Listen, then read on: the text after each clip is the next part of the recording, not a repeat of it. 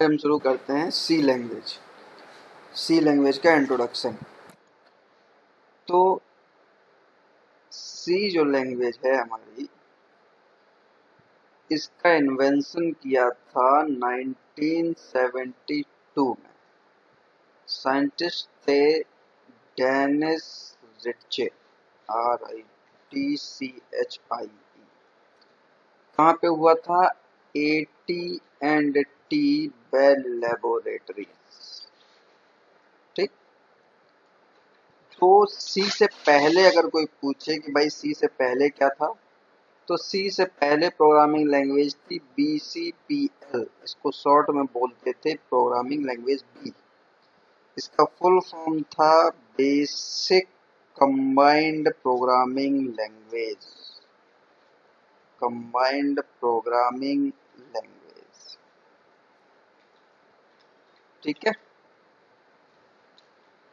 अब AT&T bell laboratories अगर आप इंट्रोडक्शन जानना चाहें तो बेल लेबोरेटरीज के इंट्रोडक्शन के लिए मैं यहाँ पे लिख रहा हूँ। ये पहले तो कुछ दिन मर्ज हुई एज अ पार्ट, मतलब इसका पार्ट थी इस कंपनी का।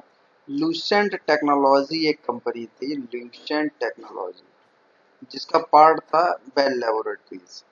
इसके बाद 2006 में अल्काटेल लूसेंट, इसने अल्काटेल ने टेक ओवर किया तो अल्काटेल लूसेंट के नाम से चला।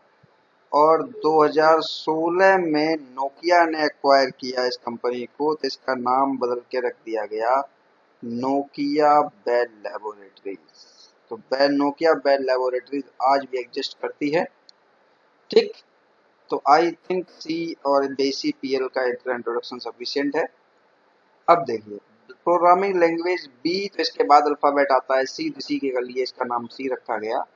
ये दोनों ही प्रोसीजरल एंड स्ट्रक्चर्ड लैंग्वेज हैं। प्रोसीजरल का मतलब जो भी प्रॉब्लम होगी एज अ प्रोसीजर लिखता चले जाएंगे, जैसे प्रोसीजर सॉल्व किया जाता है ऊपर से नीचे। और स्ट्रक्चर्ड का मतलब होता है कंपार्टमेंटलाइजेशन ऑफ कोड। अगर मान लो एडिशन करना है तो उसका एक कोड अलग, सब्ट्रैक्शन करना है उसका कोड अलग। इस तरीके से हम अलग अलग स्ट्रक्चर्ड के फॉर्म में इसको बना सकते हैं, तो इसलिए इसको बोलते हैं procedural and structured language.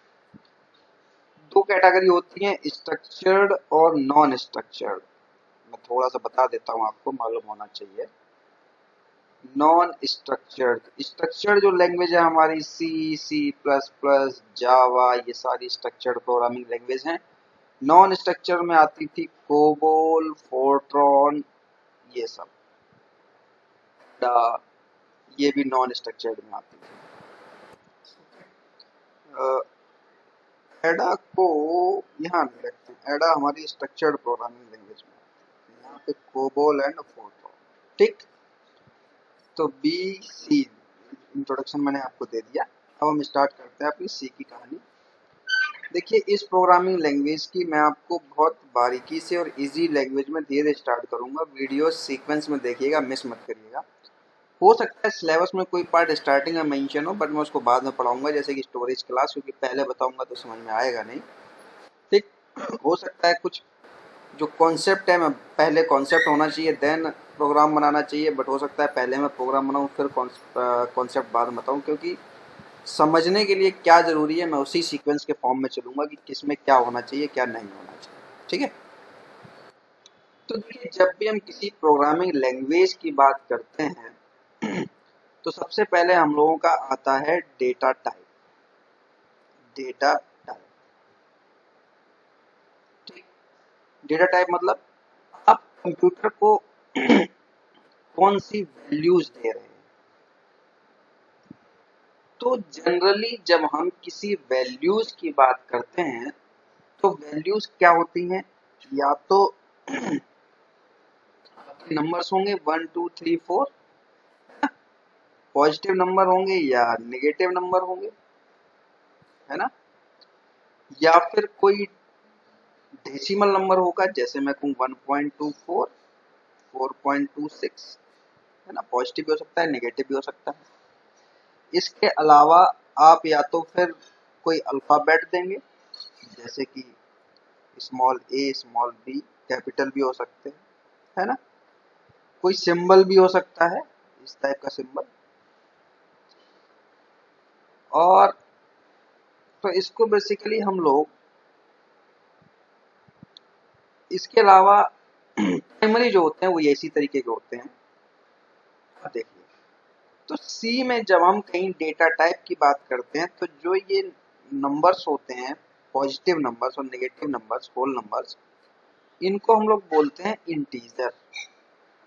Short में लिखता हूँ INT, शॉर्ट में ही लिखा जाता है इंटीजर, INT। जो डेसिमल नंबर होते हैं इनको बोलते हैं हम लोग फ्लोट।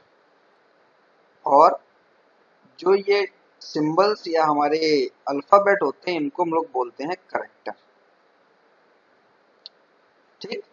तो ऐसा नहीं है कि तीन ही डेटा टाइप होते हैं, और भी होते हैं। हम स्टार्टिंग 3 से करेंगे, कॉन्सेप्ट यहाँ से स्टार्ट करेंगे, देन फिर आपको आगे लेके जाएंगे। देखो, तो कंप्यूटर में क्या होता है कि करेक्टर, इंटीजर और फ्लोट, इन सभी चीजों को एक्सप्लेन करने के लिए इनकी कुछ रेंज होती है। रेंज, अभी मैं सब कुछ बताता चलूंगा, सामने समझना। रेंज, फॉर एग्जाम्पल अगर मैं इंटीजर की बात करता हूँ तो इन सभी को दो पार्ट में बांटा गया, जैसे पॉजिटिव और नेगेटिव है ना। अब मैं यहाँ लिखता हूँ, इंटीजर को दो पार्ट में बनाया गया। एक बना साइंड इंटीजर और एक बना अनसाइंड इंटीजर। अनसाइंड इंटीजर, ठीक। तो इनकी एक तो रेंज होती है और दूसरा स्टोरेज, की कितने बिट ये स्टोरेज करते हैं या कितने बाइट स्टोरेज करते हैं। तो मैं आपको बता दूं कि करेक्टर 1 बाइट लेता है, इंटीजर 2 बाइट लेता है और फ्लोट 4 बाइट लेता है।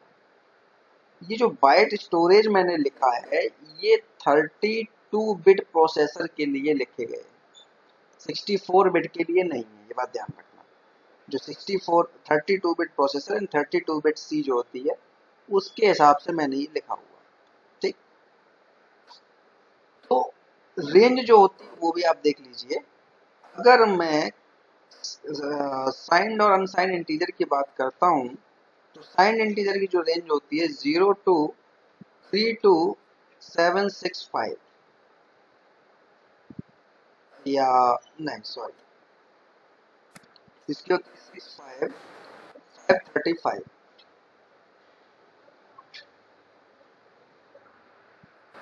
ये हो गई अनसाइंड की, ठीक है ना, क्योंकि इसमें साइन कहीं नहीं है, ये सब पॉजिटिव है। अगर मैं साइंड इंटीजर की रेंज लिखता हूं तो मैं यहां लिख रहा हूं -32768 से लेके +32767। सेम करेक्टर की अगर रेंज लिखता हूं मैं तो अनसाइंड में आता है 0 to 255 और यहाँ पे होगी -128 से लेके +127। आपको सर करेक्टर में तो आपने ABCD बताया था, तो ये रेंज कहाँ से आ गई? अभी बताऊंगा इसकी भी कहानी, पहले रेंज समझिए। फ्लोट की रेंज अभी मैं बाद में निकालना बताऊंगा आपको, पहले करेक्टर और इंटीजर से कॉन्सेप्ट को समझिए। अब ये रेंज जो है याद या तो कर लीजिए, नहीं तो इसकी कैलकुलेट करने का तरीका होता है, वो तरीका मैं आपको बताता हूँ। इंटीजर से ही बताता हूँ मैं आपको। इंटीजर मैंने कहा दो तरीके के हो गए, एक हो गया साइंड इंटीजर, एक हो गया अनसाइंड इंटीजर, ठीक। इंटीजर का स्टोरेज कितना हुआ? 2 बाइट, मतलब 16 बिट। एक बाइट में कितनी बिट होती है? 8। ये कितना हो जाएगा? 32 बिट। और ये कितना हो जाएगा? 8 बिट, ठीक। तो इंटीजर के लिए कितना है? 16 बिट। तो आप कैलकुलेशन समझिए पहले। साइंड बिट में क्या होगा कि सारी वैल्यूज पॉजिटिव लेके चलेंगे, तो हम सारी कैलकुलेशन कितने पे करेंगे? 16 बिट पे, ठीक। अनसाइंड इंटीजर, सॉरी सॉरी यार, इसको हटा दो। अनसाइंड मतलब जहां साइन नहीं होगा वहां तो 16 बिट पे कंप्यूटेशन होगा पूरा, क्योंकि साइन है ही नहीं कुछ।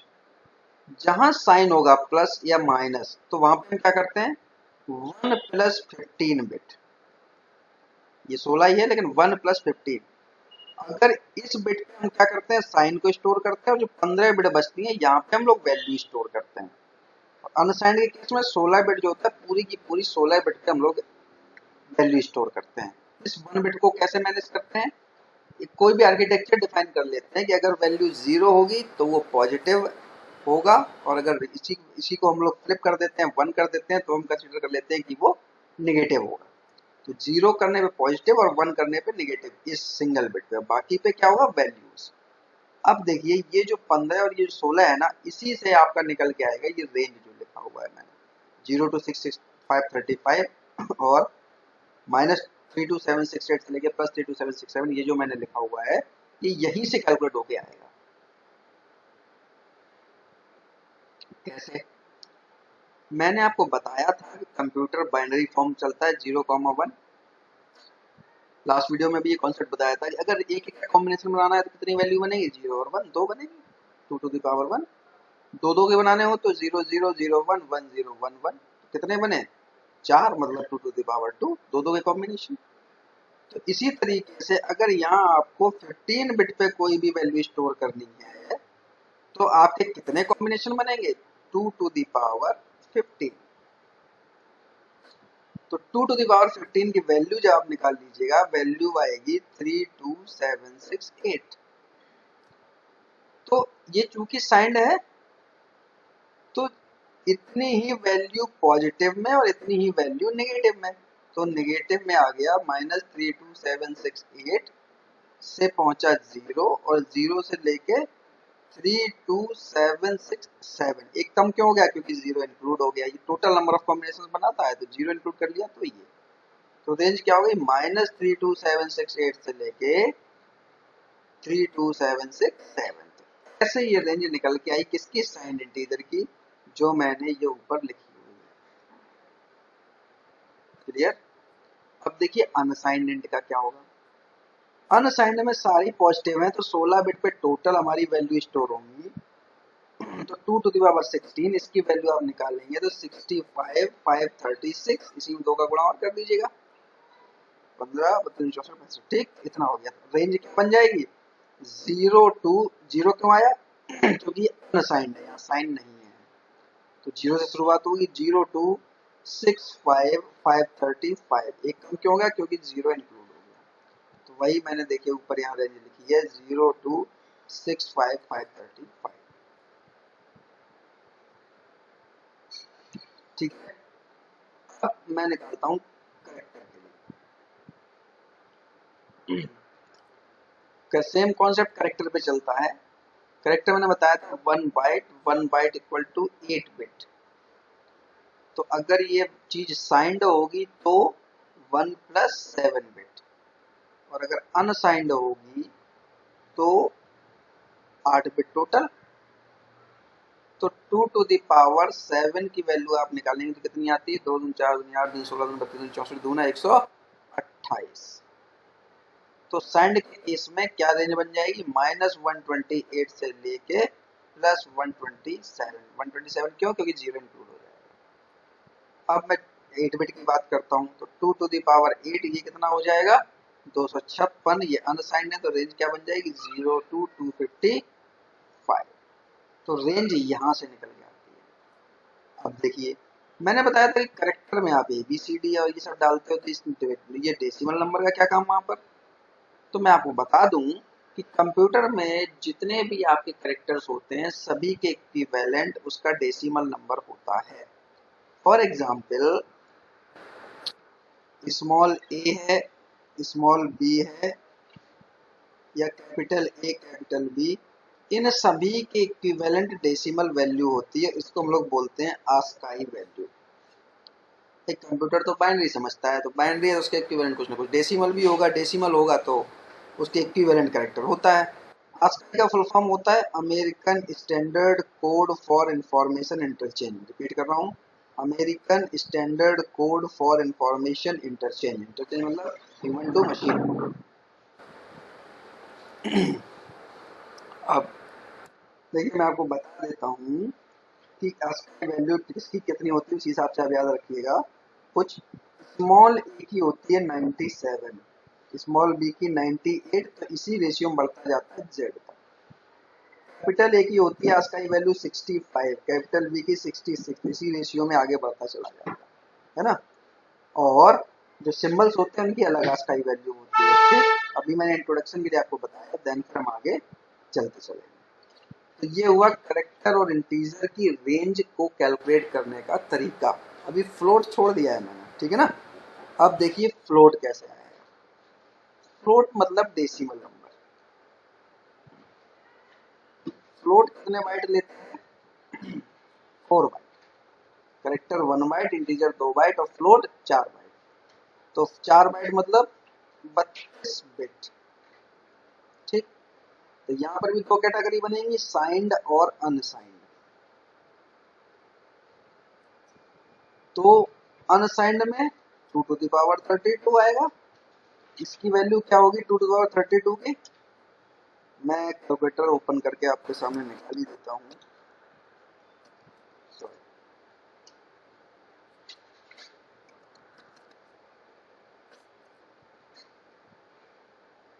Scientific calculator,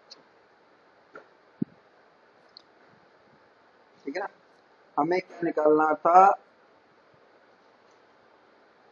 2 to the power 32। देखिए कितना आया, ये आया 429,496,72986। तो मैं यहाँ पे लिख देता हूँ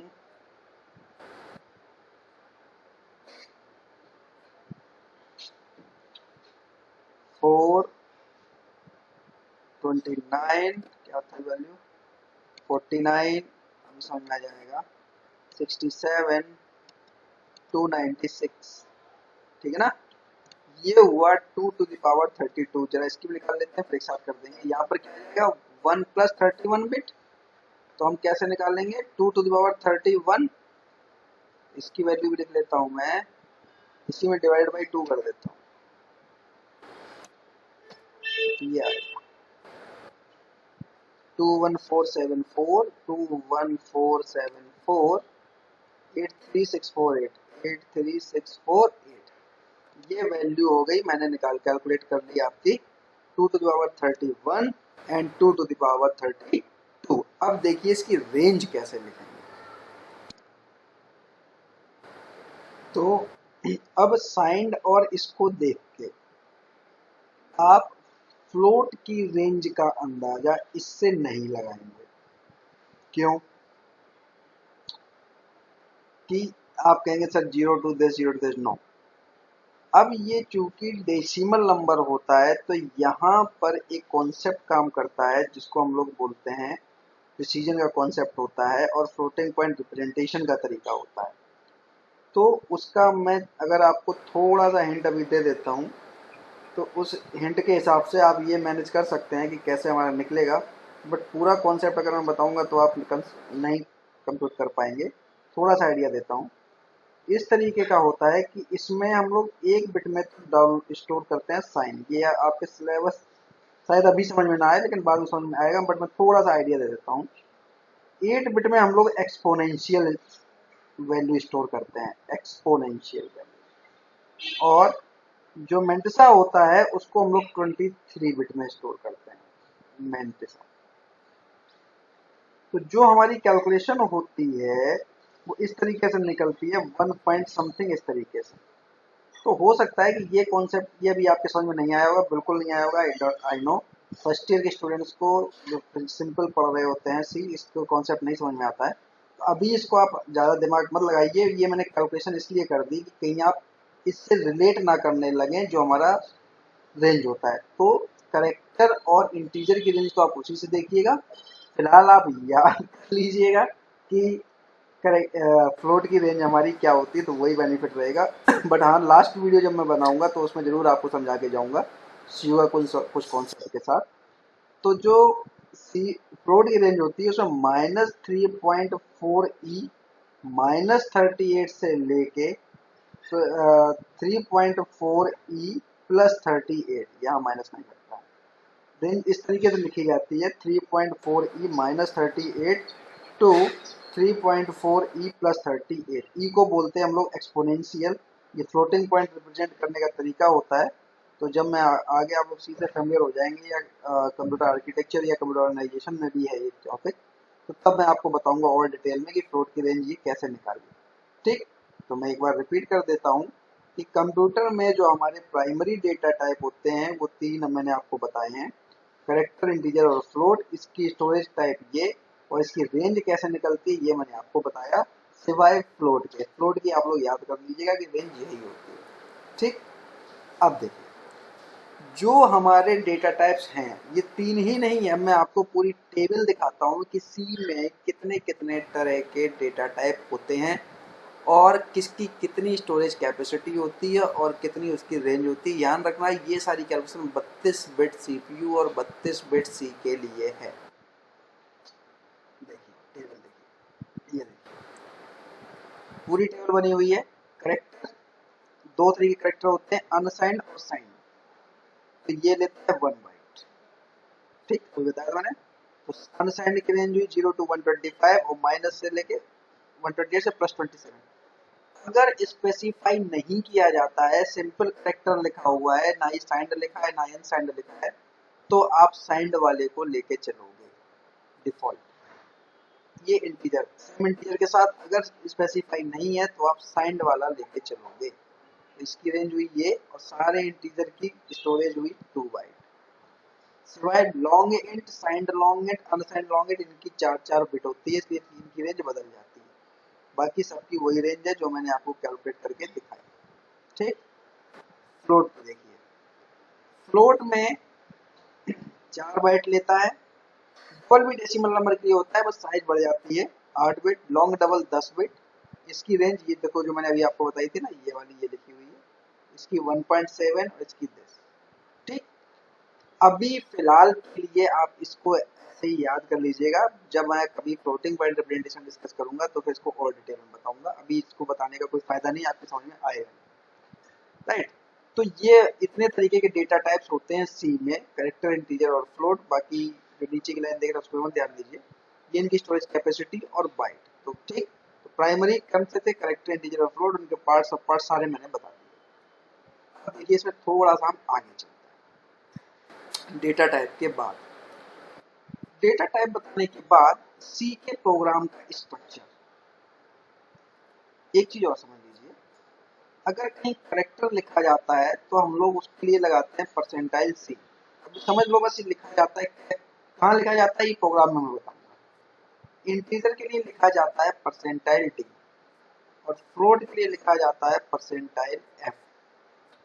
करेक्टर में अगर एक करेक्टर है तो परसेंटाइल सी, अगर पूरी स्ट्रिंग है जैसे कि आपको कोई केवल स्मॉल ए इंसर्ट करना है तो परसेंटाइल सी लिखेंगे। अगर ए बी सी लगाना है तो हम उसको परसेंटाइल एफ से लिखेंगे। ठीक है ना, सी एस करेक्टर के लिए, इंटीजर के लिए डी और फ्लोट के लिए एफ। सी जो मैंने लिखा हुआ है, अगर सिंगल करेक्टर है तो सी, अगर पूरी स्ट्रिंग है तो एफ। तो ये याद कर लीजिए, अब समझ मतलब समझ लीजिए कि ये लिखा जाता है कहाँ लिखा जाता है, जब मैं अभी प्रोग्राम बताऊंगा तब समझ में आएगा आपको कि कहाँ इसको रिप्लेस किया है। ठीक, अब देखिए मैंने इसके आगे लिख रखा है कि इसके आगे क्या लगता है, करेक्टर के लिए सी, परसेंटाइल सी, इसके लिए परसेंटाइल डी। अगर आप लॉन्ग इंट लेके चलेंगे तो परसेंटाइल एल डी लगाएंगे। साइंड लॉन्ग इंट के लिए एल डी लगेगा।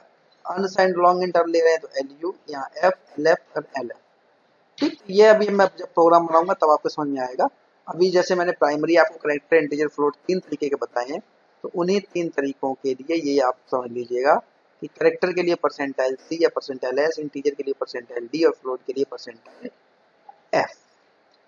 ठीक, अब इसके आगे तो मैं आपको बताता हूँ सी प्रोग्राम का स्ट्रक्चर। तो जब हम स्ट्रक्चर की बात करते हैं सी प्रोग्राम के, तो स्ट्रक्चर में हम लोग लिखते हैं, सबसे पहले लिखते हैं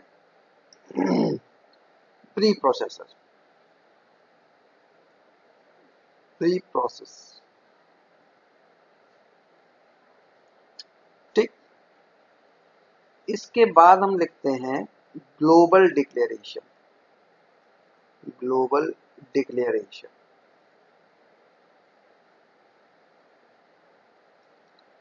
इसके बाद मेन फंक्शन कॉल करते हैं। इसके बाद लोकल डिक्लेरेशंस,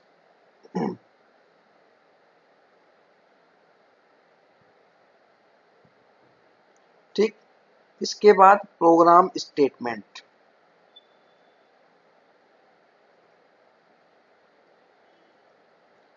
ठीक है। अगर कोई फंक्शन कॉल करना है तो इसके बाद हम लोग क्या करते हैं, कॉल्ड या कॉलिंग यूजर डिफाइंड फंक्शन,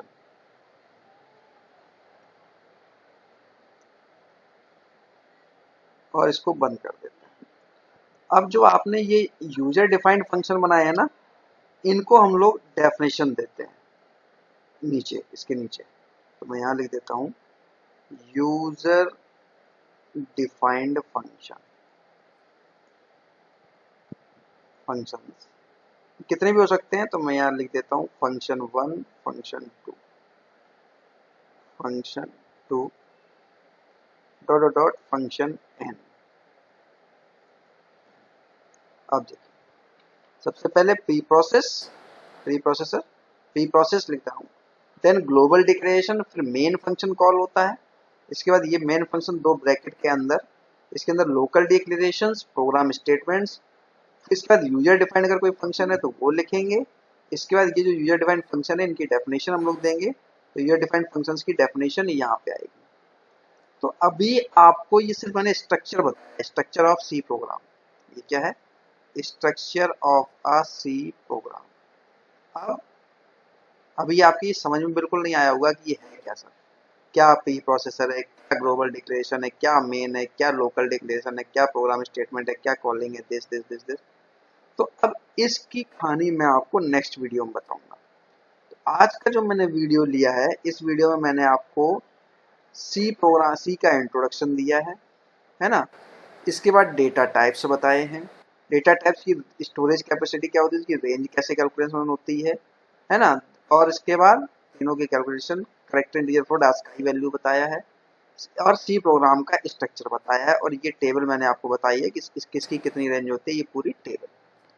अब नेक्स्ट वीडियो में हम इस स्ट्रक्चर के थ्रू आपको सिंपल प्रोग्राम बनाना सिखाएंगे, उसका एग्जीक्यूशन बताएंगे कैसे एग्जीक्यूट होता है, और कैसे इस सिस्टम, इस स्ट्रक्चर में हमारा कोई भी प्रोग्राम फिक्स होता है। ठीक, तो एक्चुअल प्रोग्रामिंग अब आपके नेक्स्ट इंट्रोडक्शन के बाद हम नेक्स्ट वीडियो से हम लोग स्टार्ट कर देंगे। ठीक है, ओके, थैंक यू।